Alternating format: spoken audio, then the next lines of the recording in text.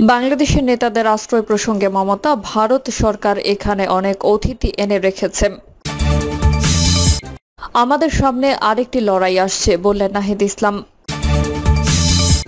সব ষড়যন্ত্র রুখে দেওয়ার সাহস বিএনপির আছে বললেন জয়নুল আবেদিন ফারুক। এবং সর্বশেষ জানাবো, চালের বাড়তি দরে ভোগান্তিতে ক্রেতা, কাঁচামরিচ এখনও 200 টাকা কেজি, নতুন করে বেড়েছে ডালের দাম। এতক্ষণ শুনলেন সংবাদ শিরোনাম, এবারে বিস্তারিত। বাংলাদেশের নেতাদের আশ্রয় প্রসঙ্গে মমতা, ভারত সরকার এখানে অনেক অতিথি এনে রেখেছে।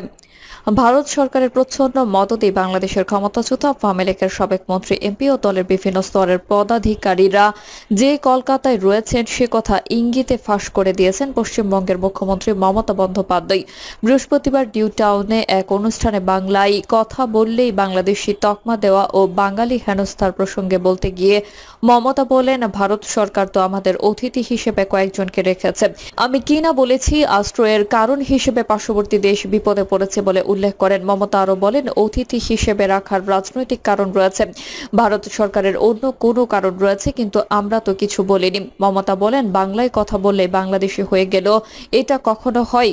কেন্দ্রীয় সরকারের উদ্দেশ্যে মমতা বলেন, আপনারা কেন বলবেন বাংলায় কথা বললে বাংলাদেশে? মমতা বলেন, 1971 সালের ইন্দিরা মুজিব চুক্তির ফলে ভারতে আসা উদ্বাস্তুরা সকলে অবশ্যই ভারতের নাগরিক, বাংলাদেশ কোনোভাবেই নয়, এখন হয়তো আসতে পারবে না। মমতা অভিযোগ করেন, বিজ্ঞপ্তি জারি করে বলা হচ্ছে বাংলা ভাষায় কথা বললেই রিপোর্ট করে দেওয়া হবে।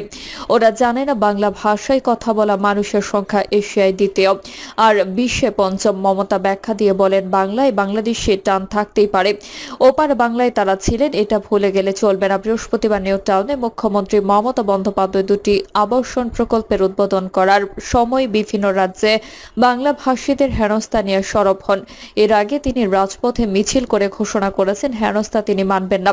মমতা একদিন আবাসন প্রকল্প নিয়ে বলেন, কলকাতায় একটা মাথা গোঁজার ঠাঁই করার ইচ্ছা থাকে অনেকেরই, কিন্তু বাস্তবে সেটা সম্ভব হয় না, মূলত আর্থিক কারণে।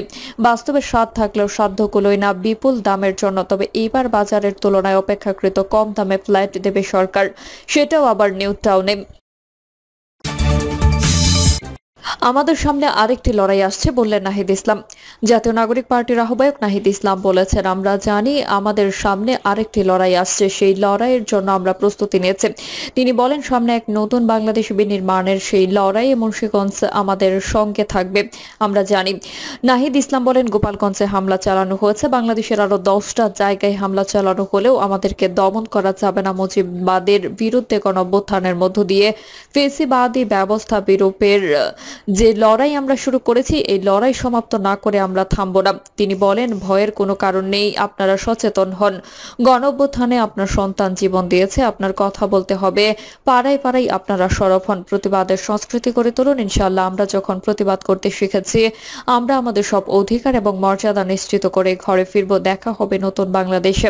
তিনি আরো বলেন, মুন্সিগঞ্জের হাজারো মানুষ প্রবাসে থাকে, আমরা প্রবাসীদের ভোটাধিকারের কথা বলছি, আমরা প্রবাসীদের ভোটাধিকার নিশ্চিত করব ইনশাআল্লাহ। সব ষড়যন্ত্র রুখে দেওয়ার সাহস বিএনপির আছে বললেন জয়নুল আবেদিন ফারুক। সব ষড়যন্ত্রকে রুখে দেওয়ার সাহস বিএনপির আছে বলে মন্তব্য করেছেন দলের চেয়ারপারসনের উপদেষ্টা জয়নুল আবেদিন ফারুক। জয়নুল আবেদিন ফারুক বলেন, তারেক রহমানকে উদ্দেশ্য করে অশ্রাব্য ভাষায় গালিগালাজ করা হচ্ছে, এটা সুষ্ঠু নির্বাচনের বিরুদ্ধে একটি ইঙ্গিত। আমরা বলতে চাই, সব ষড়যন্ত্র আমরা রুখে দেব, বিএনপির সেই সাহস আছে। ষড়যন্ত্র ইতিমধ্যেই শুরু হয়ে গেছে, জনগণ বুঝে গেছে এর পেছনে কারা আছে। প্রধান উপদেষ্টাকে উদ্দেশ্য করে তিনি বলেন, আপনি বলেছেন ফেব্রুয়ারির মধ্যে নির্বাচন দেবেন, কিন্তু এখনো দিন তারিখ জানানি। দেরির কারণ হলো গোপালগঞ্জের সাম্প্রতিক নৃশংসতা। আমরা এখনো আপনার উপর আস্থা রাখছি, সমর্থন দিয়েছে, আশা করি আপনি জনগণের অধিকার ও গণতন্ত্র ফিরিয়ে দেবেন। তিনি আরো বলেন, বাংলাদেশের মানুষ একটি অবাধ ও নিরপেক্ষ নির্বাচন চায়, সেই নির্বাচন উপহার দেওয়ার দায়িত্ব অন্তর্বর্তী সরকারের। এই প্রক্রিয়ায় যারা ব্যর্থতা তৈরি করেছে তাদের খুঁজে বের করতে হবে।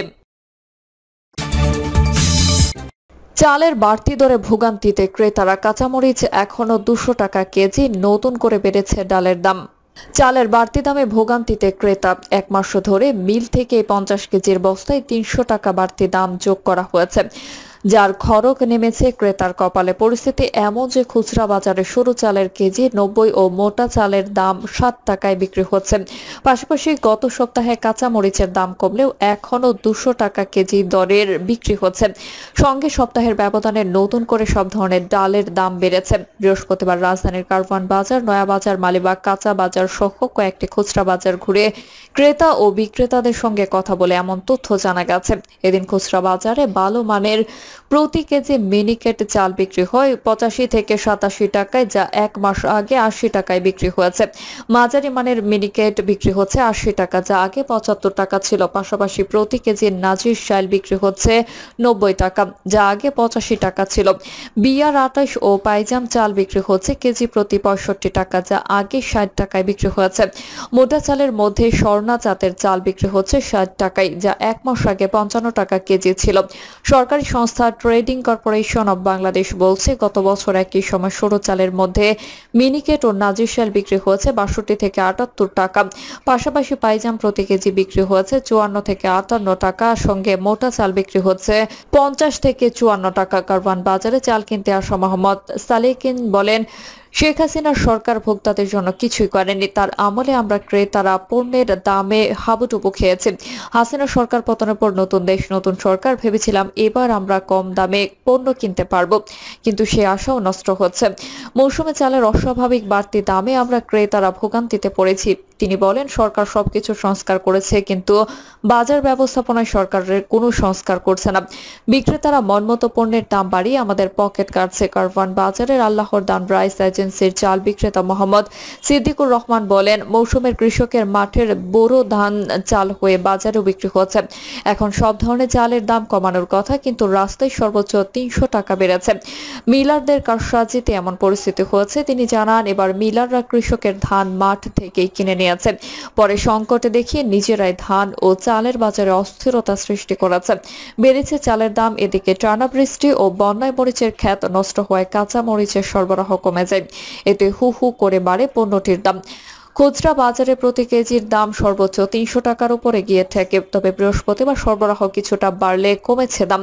তারপরও খুচরা পর্যায়ে প্রতি কেজি 200 থেকে 250 টাকায় বিক্রি করতে দেখা গেছে।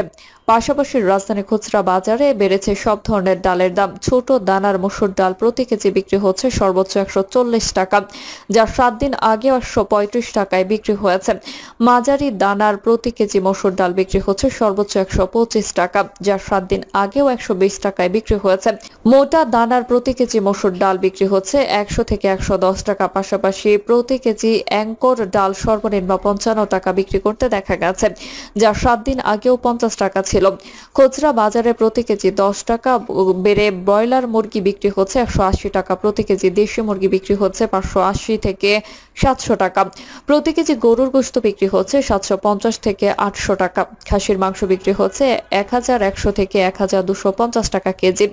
পাশাপাশি প্রতি হালি ফার্মের ডিম বিক্রি হচ্ছে 46 টাকা। খুচরা বাজারে প্রতি কেজি দেশি পেঁয়াজ বিক্রি হচ্ছে 55 থেকে 65 টাকা। দেশি রসুনের কেজি 100 থেকে 150 ও আমদানিকৃত রসুন সর্বোচ্চ 200 টাকায় বিক্রি হচ্ছে।